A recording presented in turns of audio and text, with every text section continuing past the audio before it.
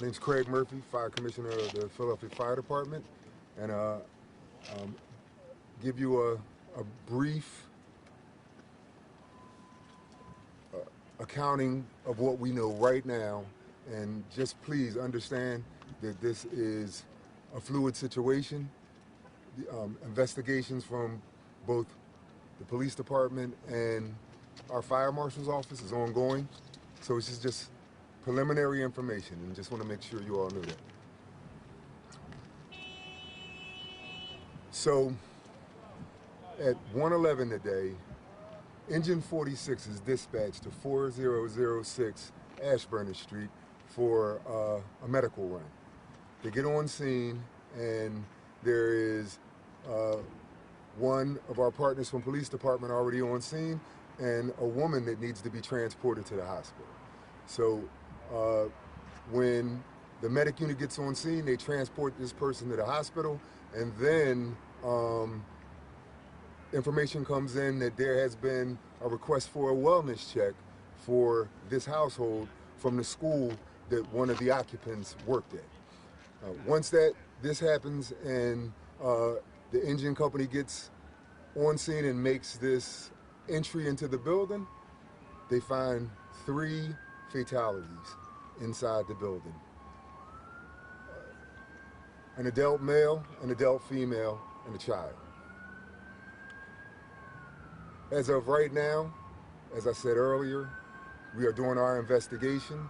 It is way too early to say what the cause of this was, but we are doing our due diligence right now with the help of our partners in the Philadelphia Police Department, and we're going to find out as much as we can, and I'll answer questions as much as I have with the limited information I have at this time. Clarification: the woman that at the brick chimney and what looks to be bags around it. Why are you interested there? Just interested in the whole scene, not just that one scene. And they pointed out to me entry on the side of the house, and then there was a team, it looked like from PGW, working in the rear of the house, and we were just taking a look. They just wanted to point that out to me.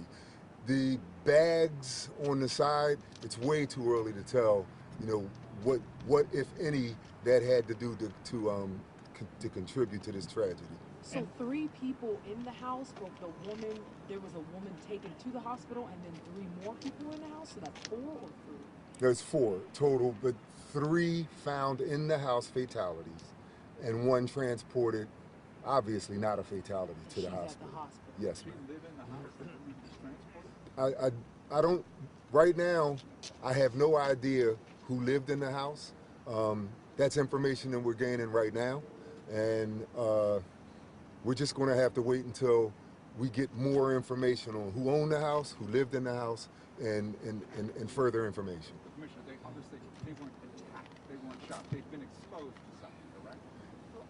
Preliminarily, it doesn't look like, according to my friends from the police department, that it doesn't look like there was any reason for us to believe that it was anything malicious.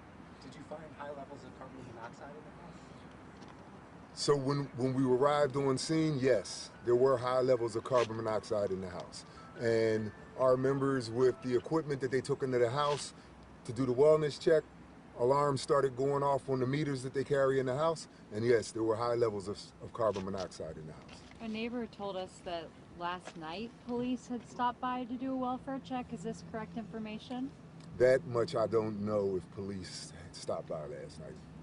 I just don't know right now. But again, we're going to do our investigation, and we're going to collaborate with our partners from the police department. How's the woman in the hospital doing? She's stable. Commissioner, is the heater working in the place? What do you know about the operation inside? As far as I know, as they cleared the house for the existing carbon monoxide that was in there, opening windows and try to ventilate it a bit, I don't know if we had the heater on or off. I don't have that information right now. You see space heaters in there? I never went inside the house. I never went inside the house to see if there were space heaters in there or not. Commissioner, are you able to clarify how long it had been since people had spoke with the person they wanted to do the wellness check? And that's part. That's a great question, but that's part of the investigation right now. It's like I do not have that information on when the wellness check was asked for and how long it had been before the wellness check was asked for. Probably too. I can't give you the exact rooms they were found in, but there were 2 together and then 1 on the floor right next to the 2 together.